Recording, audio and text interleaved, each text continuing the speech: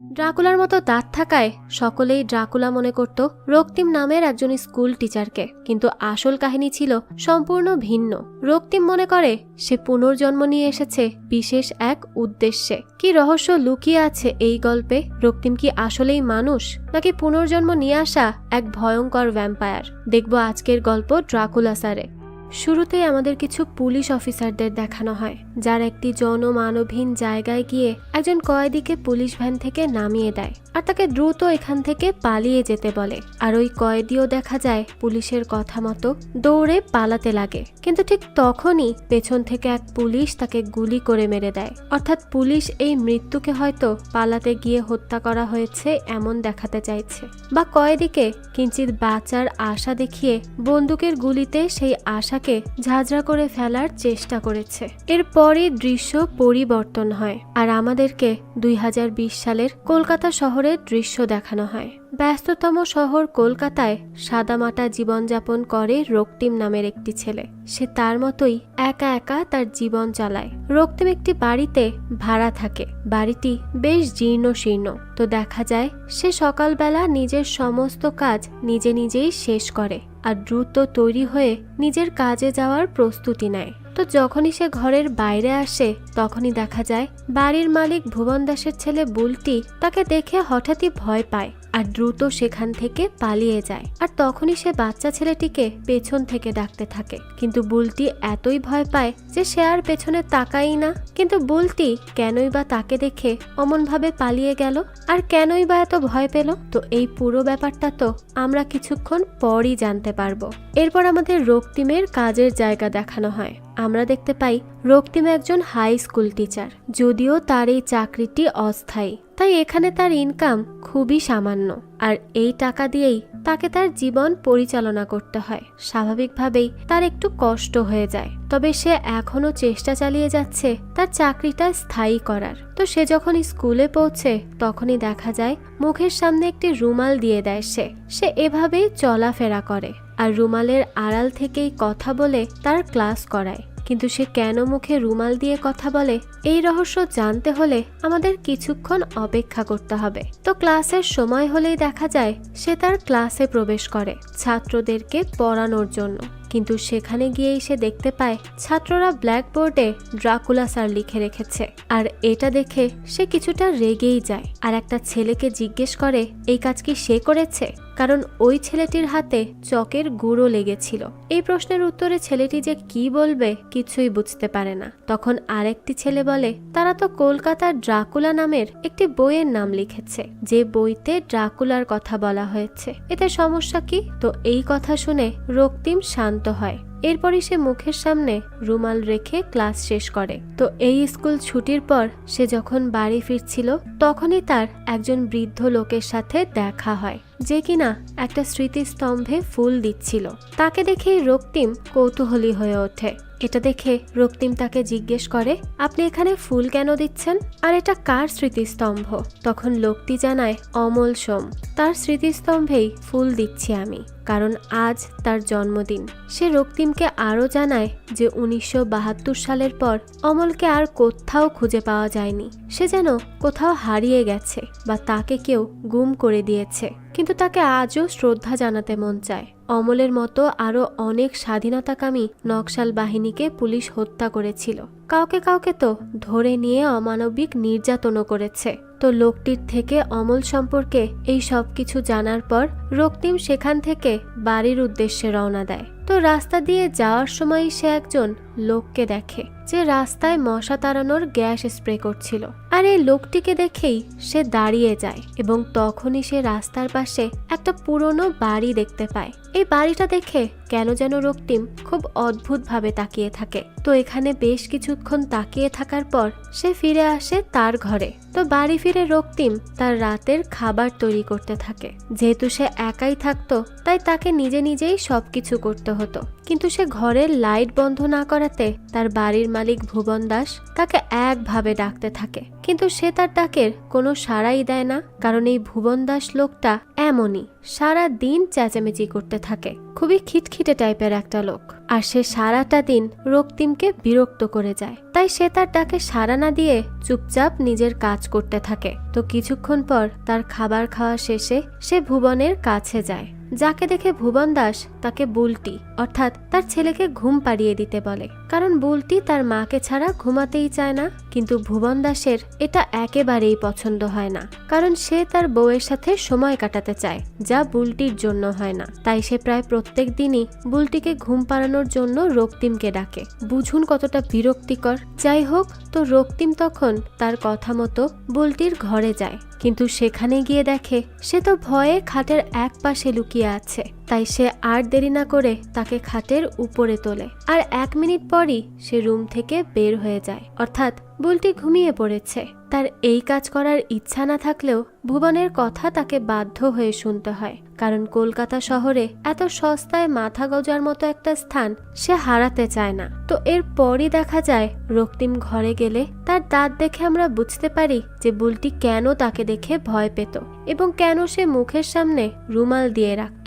আসলে রক্তিমের দাঁতগুলো ছিল ভ্যাম্পায়ারের মতো, আর তার এই দাঁত দেখে বুলটি তাকে সবসময় রাক্ষস ভাবে আর অনেক ভয় পায়। তাই প্রত্যেক রাতে সে ভ্যাম্পায়ারের মতো সেজেগুজে বুলটিকে ভয় দেখাতো, আর এই ভয়েই সে দ্রুত ঘুমিয়ে পড়ত। তো এই দাঁতের জন্যই সে বেশিরভাগ সময় মুখে রুমাল বেঁধে কথা বলতো, না হলে যে মানুষ তাকে বুলি করবে, যা সে একেবারেই সহ্য করতে পারবে না। তো যথারীতি পরের দিন স্কুলে যাওয়ার সময় একজন মুভির ডিরেক্টর তাকে কল করে আর তাকে বলে সে তার স্কুলের হেড স্যারের থেকে তার ব্যাপারে অনেক কিছু শুনেছে, বিশেষ করে তার দাঁতের সম্পর্কে। তাই সে চায় রক্তিম যেন তার মুভিতে ছোট্ট একটা রোল করে, তাহলেই সে অনেক উপকৃত হবে। কিন্তু রক্তিম বলে সে তো অভিনয় করতে পারেই না, তার দ্বারা অভিনয় হবে না, সেটা করতে পারবে না। তখন ডিরেক্টর তাকে জোর করতে থাকে, কিন্তু সে তার কথায় কানই দেয় না, কারণ সে যা পারে না তা কেন করতে যাবে। তখনই ডিরেক্টর তাকে এই ব্যাপারে ভাবতে বলে, কারণ মুভির অফার কেউ এত সহজে ছাড়তে চায় না। এরপর রক্তিম স্কুলে গেলে হেড স্যার তার সাথে দেখা করতে আসে আর তাকে বেশ বকাঝকা করে, কারণ সে অভিনয় করতে রাজি হয়নি। আর যেহেতু ওই ডিরেক্টর হেড স্যারের পরিচিত, তাই তার এটা গায়ে লাগে। এজন্যই সে রক্তিমকে কিছুটা ব্ল্যাকমেইল করে আর বলতে থাকে সে তো এই স্কুলের পার্মানেন্ট টিচার নয়, তাহলে সে কেন অভিনয় করতে রাজি হচ্ছে না, তার সংসার কিভাবে চলে এই মাইনে দিয়ে। এই বলে সে চলে গেলে রক্তিমের কলিগরাও এইসব বলে তাকে নিয়ে হাসাহাসি করছিল যে তাকে নিশ্চয়ই কোনো পিশাচের চরিত্রেই অভিনয় করতে হবে, তাছাড়া তাকে আর কে অভিনয় নিবে। ওই রকম দাঁত সহ এই কথাগুলো শুনে রক্তিম অনেক বেশি অপমানিত বোধ করে। তাই সে এবার রাগে আর ক্ষোভে চলে যায় এক ডেন্টিস্টের কাছে আর তাকে গিয়ে তার দুটো দাঁত তুলে ফেলতে বলে। কিন্তু ডাক্তার বলে ফেলে দিতে বললেই তো আর ফেলা যাবে না, এর জন্য আগে কিছু পরীক্ষা করতে হবে। সে আরো বলে এই দাঁত তার কাছে কেন আছে সে কি এই নিয়ে কখনো ভেবেছে, কারণ ঈশ্বর যখন কিছু দেয় তখন তিনি কোনো কারণেই তা দিয়ে থাকে। যেই কথা শুনে রক্তিম ভাবতে থাকে তার এই দাঁত কি সত্যিই কোনো কারণে আছে।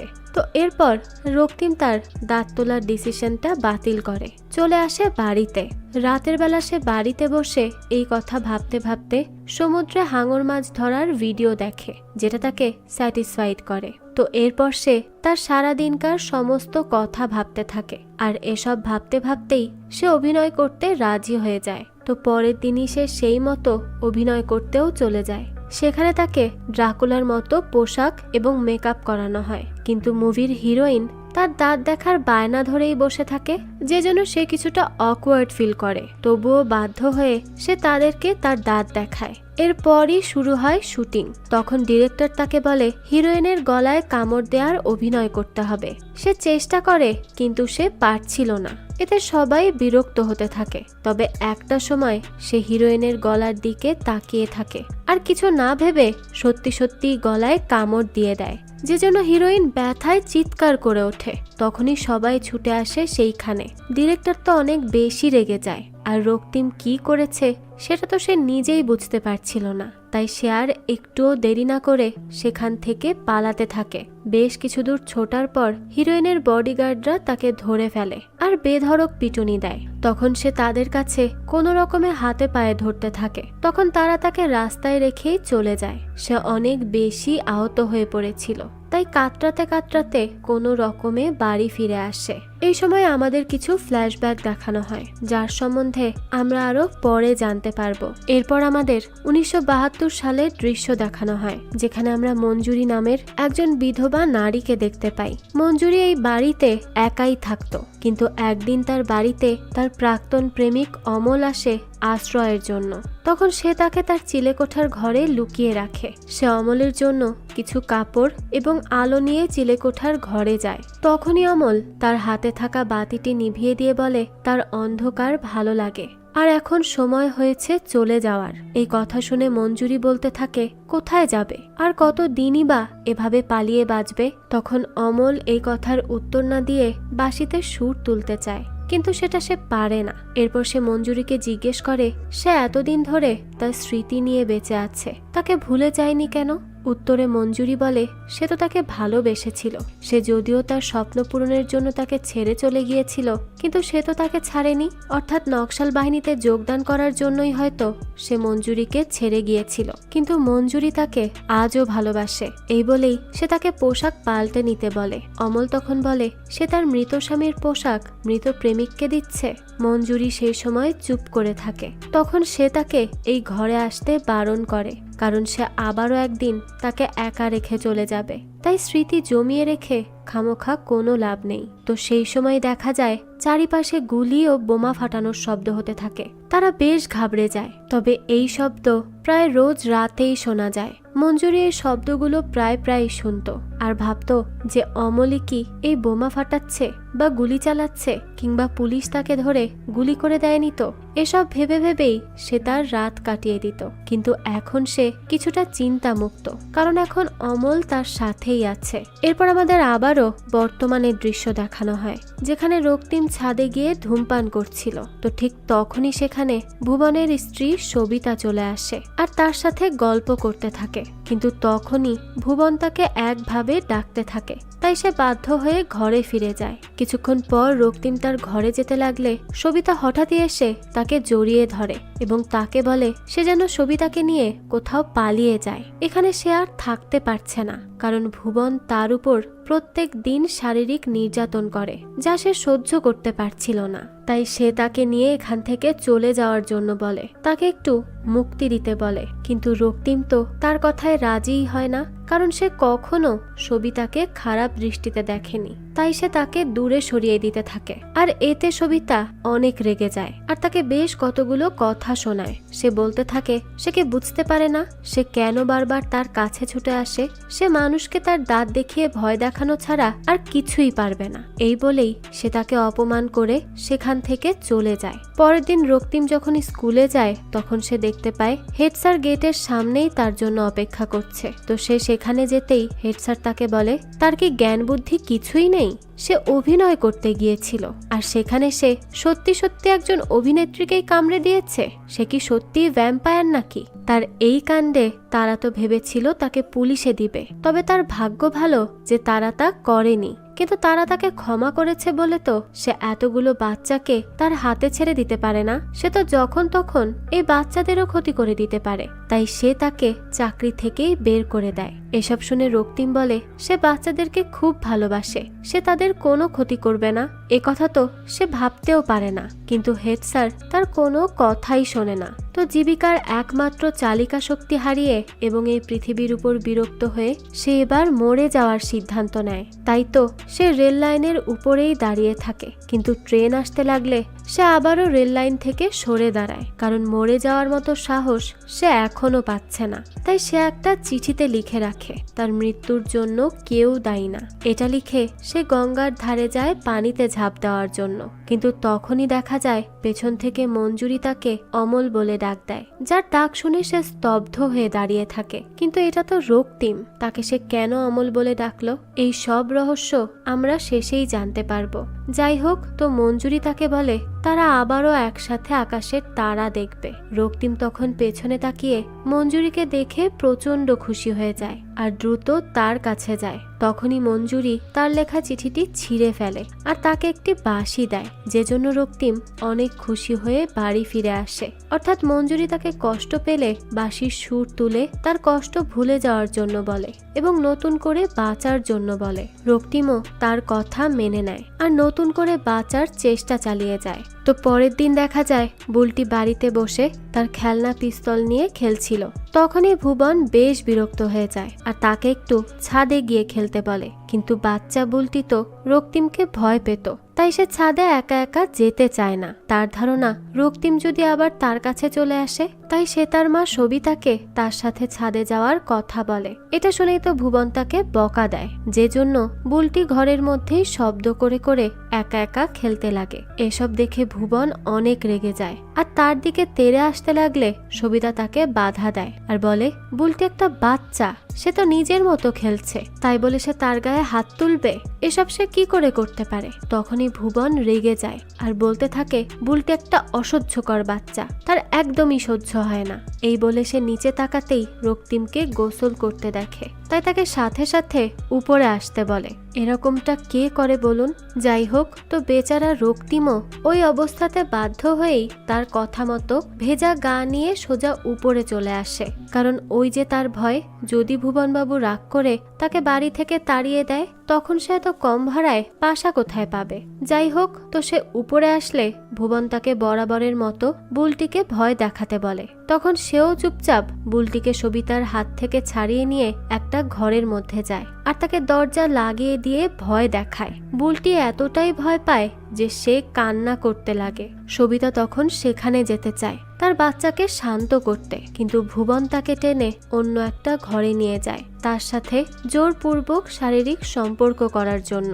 এরপর রক্তিমও চুপচাপ গিয়ে তার মতো গোসল করতে লাগে। সেই সময় তার চোখে মঞ্জুরি ভেসে ওঠে, যে তাকে জেগে উঠতে বলে আর একটা পিস্তল দেয়, যেটা দেখে সে কিছু একটা ভেবে গোসল না করেই ভেজা গায়ে সোজা চলে যায় ভুবনের ঘরে। ভুবন তো তাকে দেখে ঘর থেকে বের করে দিতে লাগে, কিন্তু তখন সে এক মুহূর্তও আর দেরি করে না। ভুবনের ঘাড়ে কামড় দিয়ে ঘাড় ক্ষত বিক্ষত করে দেয়, যে জন্য সেখান থেকে প্রচুর পরিমাণে রক্ত বের হতে লাগে। আর সবিতাও তো এসব দেখে হা হয়ে তাকিয়ে থাকে। হয়তো রক্তিমের ভুবনের সবিতার উপর প্রত্যেক দিন এমন অত্যাচার আর সহ্য হচ্ছিল না, তাই সেই কাণ্ড ঘটিয়ে বসেছে সবিতাকে প্রত্যেক দিনের অত্যাচারের হাত থেকে বাঁচাতে।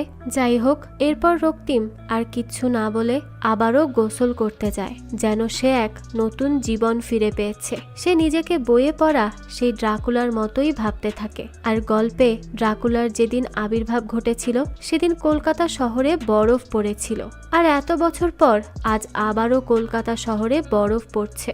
তাহলে কি সত্যি রক্তিমই এই যুগের ড্রাকুলা? তো পরের দিন সকালবেলা সবিতা রক্তিমের ঘরে গিয়ে দেখে সে চাদর মুড়ি দিয়ে বসে আছে। সে রক্তিমকে জানায় ভুবন গতকাল রাতে হার্ট অ্যাটাক করেছে, আর তার যদি হাসপাতালে জ্ঞান ফিরে আসে তাহলে তো সে সবাইকে সব সত্যি বলে দিবে। তাই সে যেন দ্রুত কোনো নিরাপদ জায়গায় পালিয়ে যায়, কিন্তু রক্তিমের তো কেউই নেই এবং যে কজনের সাথে তার সম্পর্ক আছে তারা সবাই তাকে দেখে ভয় পায়। তাহলে সে যাবেটা কোথায়? তো এরপরই দেখা যায় সবিতা তাকে এখান থেকে চলে যাওয়ার চেষ্টা করতে বলে গায়ে হাত দিয়ে দেখে তার তো অনেক জ্বর এসেছে, তাই সে এখনই রক্তিমকে ডাক্তারের কাছে নিয়ে যেতে চায়, কিন্তু রক্তিম সেখানে যেতে চায় না। তাই সে রক্তিমকে জোর করতে লাগে। তখনই রক্তিম রেগে মেগে তার দাঁত বের করে তাকে তার থেকে দূরে থাকতে বলে। তখন সবিতা বলে তার মতো পাগলের থেকে দূরে থাকাই ভালো। এই বলে সেও চলে যায়। এরপর আমাদের অতীতের দৃশ্য দেখানো হয়, যখন মঞ্জুরির বাড়িতে অমল আশ্রয় নেওয়ার সময় কাটু আর নাটা নামের দুটো বদমাশ লোক তাকে বিরক্ত করত। কাটু ছিল দুশ্চরিত্রের অধিকারী। সে পাড়ার সব বিধবা মহিলাদেরকে বিরক্ত করে বেড়াতো। এটাই ছিল তার প্রত্যেক দিনের কাজ। আর ওই সব মহিলাদের মধ্যে একজন ছিল মঞ্জুরি। সে ছিল অন্যতম, যার সৌন্দর্যে কাটু ছিল পাগল। তো কাটু মঞ্জুরিকে বারবার বিরক্ত করত। তো সে মঞ্জুরির বাড়ির উঠোনে পড়ে থাকা একটি পরিত্যক্ত গাড়িতে তার চেলা নাটাকে নিয়ে বসে গান গাইতো আর মঞ্জুরির বাড়িতে ঢোকার সুযোগ খুঁজত। একদিন তারা যখন গাড়িতে বসেছিল তখন মঞ্জুরির বাড়ি থেকে বাঁশির শব্দ ভেসে ওঠে। এটা শুনে নাটা বলে, সে তো আগেই বলেছিল এই বাড়িতে ভূত আছে, কিন্তু কাটু বলে এই বাড়িতে ভূত তো আছেই, কিন্তু তার সশরীরী ভূত। অর্থাৎ সে বুঝতে পেরেছিল এখানে কেউ তো আছে। এদিকে অমলের মানসিক সমস্যা দেখা দেয়, কারণ সে পালিয়ে থাকতে থাকতে নিজেকে একজন ভীতু এবং কাপুরুষ ভাবছিল। কারণ সে তার বাকি সঙ্গীদের মতো ধরা পড়ে যাওয়ার ভয়ে পালিয়ে মঞ্জুরির বাড়িতে আশ্রয় নিয়েছিল। আর এই জন্য সে মানসিক যন্ত্রণায় ভুগতে থাকে। সে ধরা পড়ে যাওয়ার ভয়ে নিজেকে প্রস্তুত করতে থাকে। এই জন্য সে ভাঙা কাচের টুকরো দিয়ে নিজের শরীর কেটে রক্তপাত ঘটায়। সে আর কোনো কিছু সহ্য করতে পারছিল না। তখনই কাঁচ ভাঙার শব্দে মঞ্জুরির ঘুম ভেঙে যায়। তাই সে এক ছুটে চলে আসে অমলের ঘরে, কারণ তার তো সবসময় অমলকে নিয়েই চিন্তা থাকতো। তো এখানে এসেই তার এই অবস্থা দেখে সে তো অস্থির হয়ে ওঠে আর তাকে শান্ত করার চেষ্টা করে, কিন্তু অমল তো কোনোভাবেই শান্ত হয় না আর নিজেই নিজের মাথায় পিস্তল ঠেকায়। তখনই মঞ্জুরি ইমোশনাল হয়ে যায় আর বলতে থাকে তার হাতে পিস্তল মানায় না।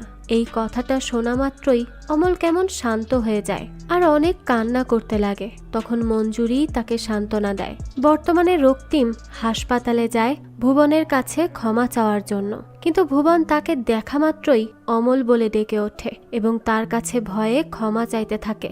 আর এই সময় হঠাৎ করেই সে হার্ট অ্যাটাকে মারা যায়। এটা দেখে রক্তিম আরো বেশি ঘাবড়ে যায় আর দ্রুত সেখান থেকে বাড়ি ফিরে আসে। সে ভাবতে থাকে ভুবন তাকে দেখে ভয়ে মারা গেছে, যা সে কোনোভাবেই নিতে পারছিল না। তো এখানে দেখা যায় বাড়ি ফেরার সময় সে হাসপাতাল থেকে ভুবনকে দেওয়া সেই রক্তের ব্যাগটা নিয়ে চলে আসে। এরপরই দেখা যায় সেটা সে সত্যিকারের ভ্যাম্পায়ারের মতোই পান করতে থাকে। তখনই মঞ্জুরি সেখানে আসে। সে মঞ্জুরিকে বলে তার খুব তেষ্টা পেয়েছিল, তাই সে রক্ত খাচ্ছে। এরপর সে বলতে থাকে সে রক্ত পান করছে, এর মানে কি সবাই যা ভাবে সে সত্যিই তা? সে কি সত্যিই ভ্যাম্পায়ার? তখন মঞ্জুরি বলে এখন তার কাছে কোনো অস্ত্র নেই, রাইফেল নেই, পিস্তল নেই, শত্রুর মোকাবেলা করার জন্য কিছুই নেই, কিন্তু তার এই দুটো দাঁত আছে, যা দিয়ে তাকে শত্রুদের খুঁজে বের করে শেষ করতে হবে। যার কথা শুনে রক্তিমও প্রস্তুত হয়ে যায় তার শত্রুদের মারার জন্য। এরপর আমাদের আবারও অতীতের দৃশ্য দেখানো হয়, যেখানে বখাটের সরকারি দালাল কাটু মঞ্জুরিকে বিরক্ত করতে তার বাড়িতে যায় আর মঞ্জুরি তাকে দেখে প্রচন্ড রেগে যায় আর বাড়ি থেকেই বের হয়ে যেতে বলে এবং তার বাড়ির উঠোনে রাখা গাড়িতে বসে ছ্যাঁচড়ামি করতে বারণ করে। কাটুও সেদিনের মতো সেখান থেকে চলে যায়, কিন্তু পরের দিন সে আবারও মঞ্জুরির কাছে কিছু ফুল নিয়ে আসে, যা সাধারণত মৃত ব্যক্তিকে শ্রদ্ধা জানানোর জন্যই ব্যবহার করা হয়। তো মঞ্জুরি তার ফুল একসেপ্ট না করে তাকে বাড়ি থেকে বের হয়ে যেতে বলে, কিন্তু মঞ্জুরির যেহেতু স্বামী নেই, সে বাড়িতে একা থাকে, তাই কাটু এই সুযোগ কাজে লাগিয়ে তার সাথে অশ্লীলতা করতে চায়। কিন্তু তখনই মঞ্জুরি তার মাথায় একটা ফুলদানি দিয়ে বাড়ি দেয়। এতে সে ব্যথা পেয়ে মাটিতেই পড়ে যায় আর এই সুযোগে মঞ্জুরি ড্রয়ার থেকে অমলের পিস্তলটা নিয়ে নেয়। তখনই কাটু উঠে দাঁড়িয়ে রেগে গিয়ে মঞ্জুরির কাছে আসতে লাগে। মঞ্জুরি তখন আত্মরক্ষার্থে কাটুর পায়ে গুলি করে দেয়। যে গুলির শব্দে অমল সেদিকেই ছুটে আসে। তখন মঞ্জুরি তাকে বলে তার লড়াই পৃথিবীর বাইরে, ঘরে নয়। এই বলে সে অমলকে লড়াইয়ে বেরিয়ে যেতে বলে। অমলও তখন যাওয়ার প্রস্তুতি নেয়, কিন্তু যাওয়ার আগে কাটু অমলকে দরজার বাইরে দেখে ফেলে। তাই সে একভাবে গালি দিতে থাকে, কারণ সে সরকারের বিরুদ্ধে গিয়ে নকশাল আন্দোলন করছিল। তো অমল চলে যাওয়ার প্রস্তুতি নেয়, কিন্তু জানতে পারে তাদের আস্তানা অর্থাৎ নকশাল বাড়িতে আগুন লাগিয়ে দেওয়া হয়েছে, যে জন্য আন্দোলন ছড়িয়ে পড়লে সরকার এলোপাথারি গুলি চালাচ্ছে। মঞ্জুরিও জানতো যে তারা এবার ধরা পড়ে যাবে, তাই তারা দুজন খুব সেজেগুজে চুপচাপ চিলেকোঠার ঘরে বসে গল্প করতে থাকে। কিন্তু তখনই নাটা সেখানে আসে আর তাদেরকে একসাথে দেখে ফেলে। এরপরই সে কাটুকে নিয়ে সেখান থেকে বেরিয়ে পড়লে কাটু খুঁড়িয়ে খুঁড়িয়ে গিয়ে ঈশ্বরচন্দ্র বিদ্যাসাগরের মূর্তিটাই ভেঙে ফেলে। কারণ বিদ্যাসাগরই বিধবা নারীদের অধিকারের জন্য লড়েছিল, আর এই জন্যই মঞ্জুরির মতো মেয়েরা এত সাহস পেয়েছে তাদের মতো পুরুষদের উপর আক্রমণ করার। এই সবই সে বলতে থাকে। সে রাগে ক্ষোভে পুলিশকে অমলের কথা জানিয়ে দেয়। তো মঞ্জুরি এবং অমল জানতো তাদেরকে একদিন ধরা পড়তেই হবে। তারা পালাতে পালাতে ক্লান্ত, তাই তারা এবার আর কাপুরুষের মতো না পালিয়ে বাড়িতেই বসে থাকে। তো এরপরই পুলিশ গিয়ে অমল আর মঞ্জুরিকে গ্রেফতার করে আনে, কারণ মঞ্জুরি যে তাকে আশ্রয় দিয়েছিল। তো পুলিশ তাদের নিয়ে গেলে অমলকে অনেক মারধর করে আর তার সঙ্গীদের কথা বারবার জিজ্ঞেস করে, কিন্তু অমল তাদের প্রশ্নের জবাবই দেয় না। পুলিশ অফিসার তখন বাইরে বসে থাকা মঞ্জুরিকে জিজ্ঞেস করে যে সে একজন বিধবা হওয়ার পরও এমন সাজগোজ দিয়ে বসেছিল কেন, তার কি প্রেম উতলে উঠেছিল? অর্থাৎ সে মঞ্জুরির চরিত্র নিয়ে প্রশ্ন তুলছিল। তাছাড়াও অমলকে আশ্রয় দেওয়ার জন্য অফিসার তাকেও নকশালের কেউ ভাবে, আর এই জন্য সে মঞ্জুরির গায়ে সিগারেট দিয়ে একের পর এক ছ্যাঁকা দিতে থাকে। কিন্তু মঞ্জুরি তো শুধু অমলকে আশ্রয় দিয়েছিল, এর বেশি কিছুই নয়। এদিকে তারা অমলের দাঁত তুলে ফেলে এবং তাকে একটা নীরব জায়গায় নিয়ে গাড়ি থেকে নেমে পালাতে বলে। অমল ভাবে তারা হয়তো তাকে নিজেকে বাঁচানোর আরো একটা সুযোগ দিবে, কিন্তু তার ধারণা ভুল ছিল।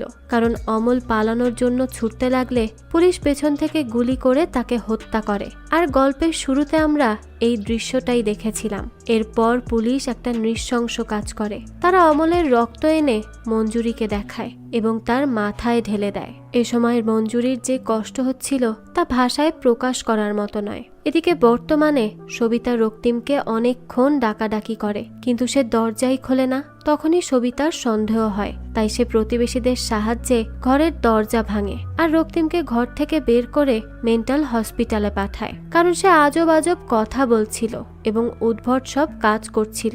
বুলটি তখন ভাবে রক্তিমকে হয়তো পুলিশ ধরে নিয়ে গেছে, কিন্তু সেই লোকগুলো আসলে মানসিক হাসপাতাল থেকে এসেছে। তো হাসপাতালে দেখা যায় রক্তিমের সাথে ডাক্তার দিয়া এবং ডাক্তার কুমার নামের দুজন কথা বলে, যাদের সামনে রক্তিম নিজেকে অমল বলে পরিচয় দেয় এবং সে এটাও বলে যে রক্তিম মরে গেছে এবং সে অমল। ডক্টর কুমার তাকে রক্তিম মরে যাওয়ার কারণ জিজ্ঞেস করে। তখন রক্তিম বলে সে অমল হয়ে একজনকে সাহায্য করছে।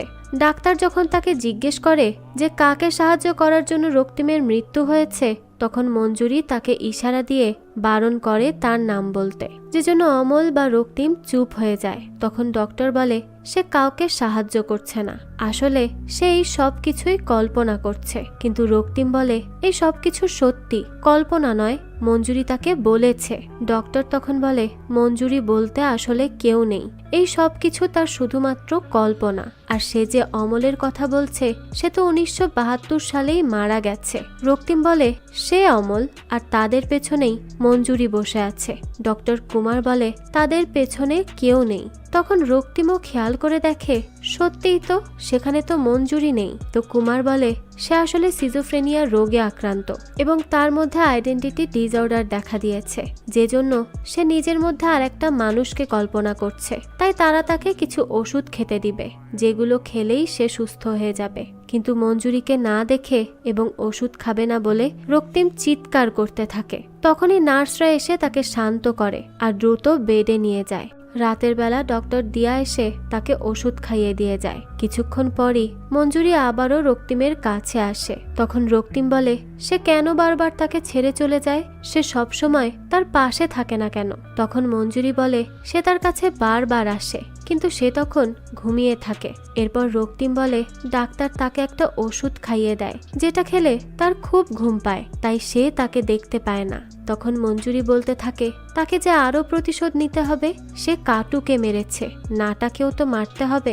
কাটু বলতে আমরা ভুবনকে বুঝি, অর্থাৎ তাকে এখন কাটুর সঙ্গী নাটাকে খুঁজে বের করে মারতে হবে। রক্তিম বলে তার আর এসব ভালো লাগে না, এর চেয়ে ভালো তারা দুজন পালিয়ে যাক। তখন মঞ্জুরি বলে তারা আর কত পালাবে, তার বাড়ি ফিরে যাওয়া উচিত, কারণ তাকে ওষুধ খাওয়ানো হচ্ছে। সে তার প্রতিশোধ, শত্রু এবং মঞ্জুরিকে ভুলে যাবে, কারণ তারা তাকে ওষুধ খাওয়াচ্ছে আর সে শুধু তার কল্পনায় আছে। রক্তিম বলে সে তাকে ছাড়া থাকতে পারবে না।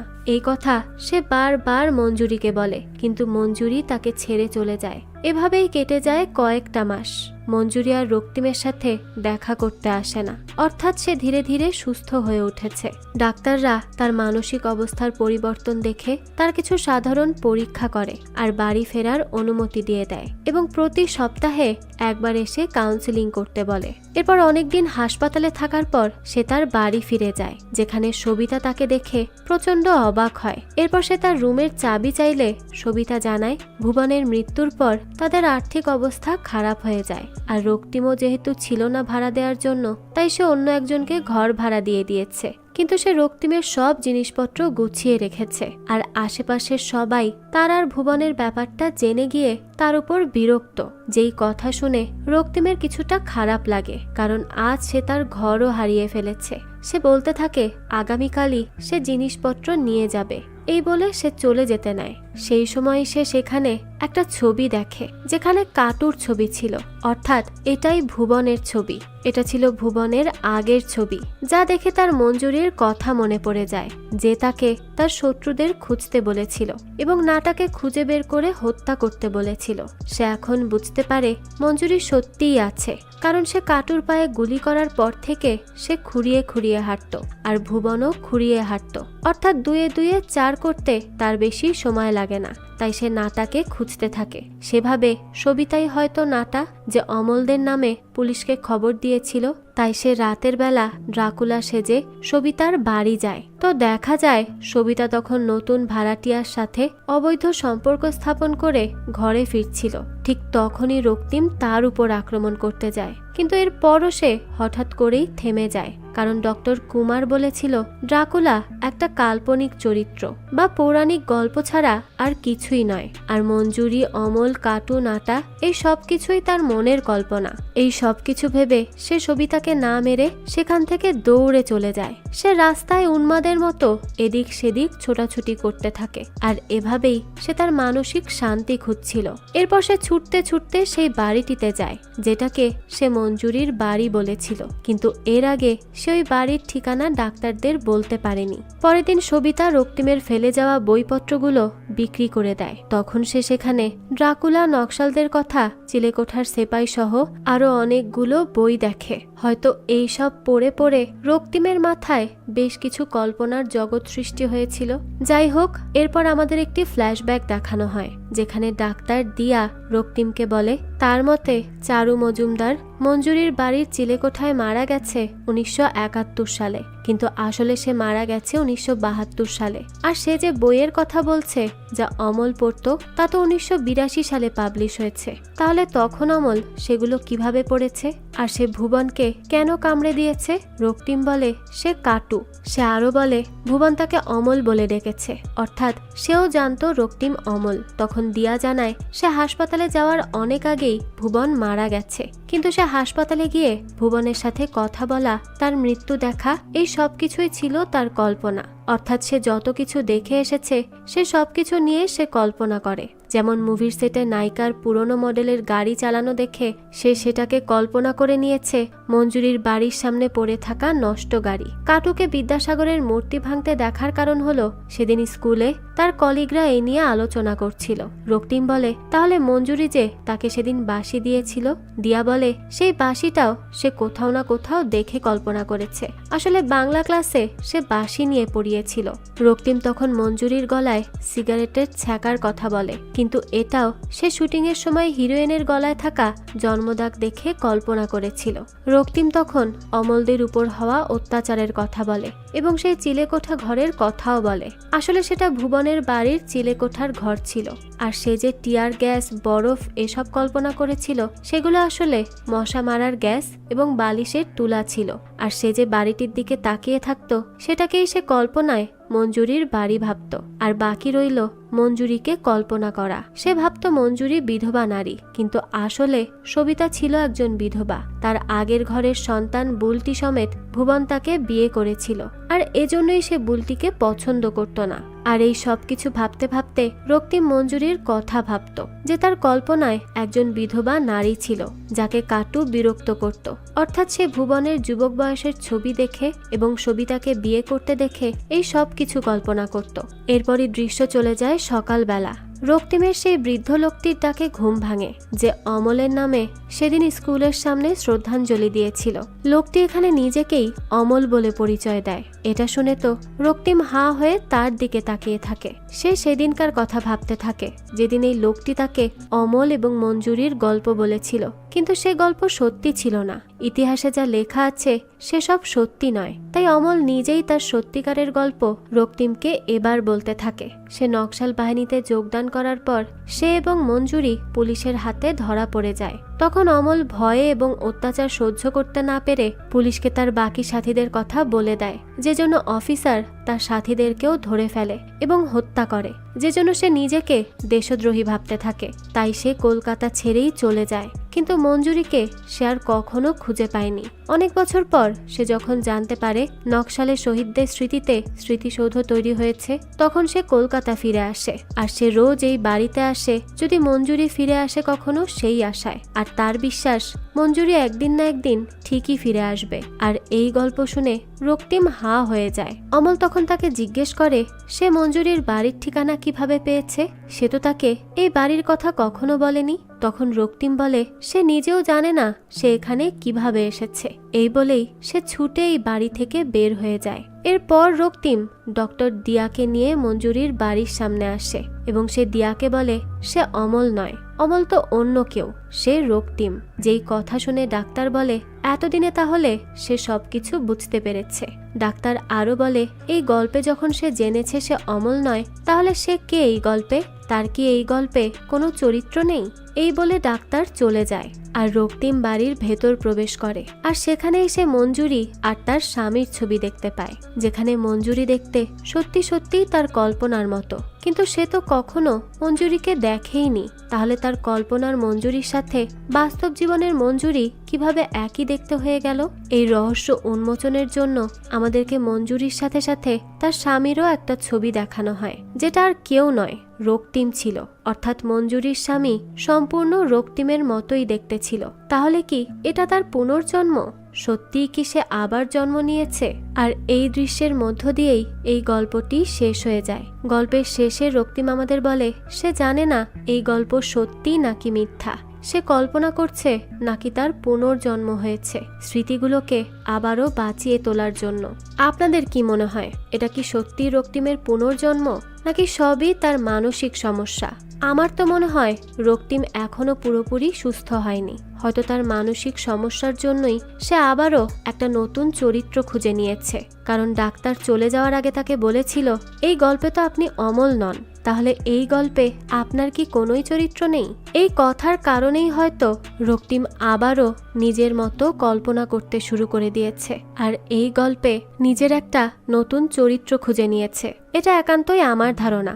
আপনাদের কি মনে হয় সেটা অবশ্যই কমেন্ট করে জানাবেন। আর এই গল্পটা আপনাদের কাছে কেমন লেগেছে সেটাও কিন্তু জানাতে ভুলবেন না। যদি এতটুকুও ভালো লেগে থাকে তাহলে একটি লাইক দিয়ে যাবেন। আর হ্যাঁ, আমাদের এই চ্যানেলে কিন্তু প্রতিনিয়তই নতুন নতুন ভিডিও আপলোড করা হয়। সেই সব ভিডিওর আপডেট পেতে আমাদের চ্যানেলটিকে সাবস্ক্রাইব করে বেল আইকনে অল দিয়ে রাখতে কিন্তু ভুলবেন না। আর এই সম্পূর্ণ সিরিজটি আমাদের টেলিগ্রাম চ্যানেলে আপলোড দেওয়া আছে। সিরিজটি দেখতে চাইলে কমেন্ট বক্সে দেওয়া লিঙ্ক থেকে জয়েন করে নিন আমাদের টেলিগ্রাম চ্যানেলে। আজকে তাহলে এই পর্যন্তই। আবারও হাজির হব নতুন কোনো ভিডিও নিয়ে। সেই পর্যন্ত সবাই ভালো থাকবেন আর আমাদের চ্যানেলের সাথেই থাকবেন। ধন্যবাদ।